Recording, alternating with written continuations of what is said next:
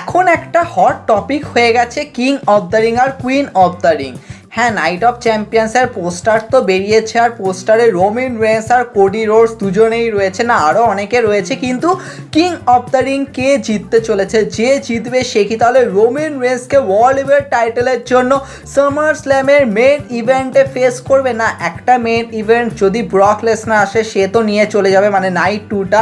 তাহলে কি সত্যি না, আমাদের মেন ইভেন্টকে নিয়ে আমরা কথা বলছি না, আমরা কথা বলছি তাহলে কে কিং অফ দ্য রিং জিততে চলেছে? তাহলে কি সে কি রোমান রেন্সকে ফেস করবে? আর অলরেডি আমরা যা দেখছি, মানে এখন ফ্যান্সরা চাইছে Roman Reigns versus Oba Femi. তাহলে কি সত্যি Oba Femi king of the ring জিততে চলেছে? কিন্তু কথা হচ্ছে ওবা ফেমি কি এত তাড়াতাড়ি রোমান রেন্সকে হারিয়ে টাইটেল ক্যাপচার করবে, নাকি ওবা ফেমি রোমান রেন্সের কাছে হেরে যাবেন, সেটা বড় ব্যাপার।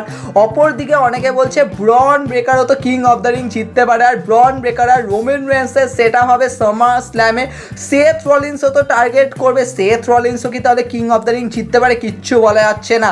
অনেকে বলছে এখানে তো আরও বড় ধামাকা আসতে পারে ভাই, জ্যাকব ফাটু, মানে জ্যাকব ফাটু রোমানের কাছে হারবে হারবে হারবে। লাস্ট যে ম্যাচটা হবে সেটা হবে সামার স্ল্যামে, যখন উনি কিং অফ দ্য রিং জিতে ট্রাভেল চিপের সামনে দাঁড়াবেন, আর এই ম্যাচটা হবে ট্রাভেল কমব্যাট ম্যাচ। কারণ জ্যাকব ফাটু বলবে হয় আমি ট্রাভেল চিপ হব, নয়তো আমি তোকে অ্যাকনলেজ করব। ভাই সত্যি কি এরকম লেভেলে যাবে? কি মনে হচ্ছে তোমাদের এবারে কিং অফ দ্য রিং কে জিততে পারে? আর সে কি তাহলে রোমান রেন্সের এগেনস্টেই যাবে? দেখো, যদি আনডিসপিউটেড টাইটেলের দিকে যায় তাহলে তো ভাই অন্য কেস। অলরেডি আমরা আজকে লাইভে ডিসকাশন করেছি, সেটা দেখলে তোমরা আলট্রা লেভেলের ফিল করতে পারবে।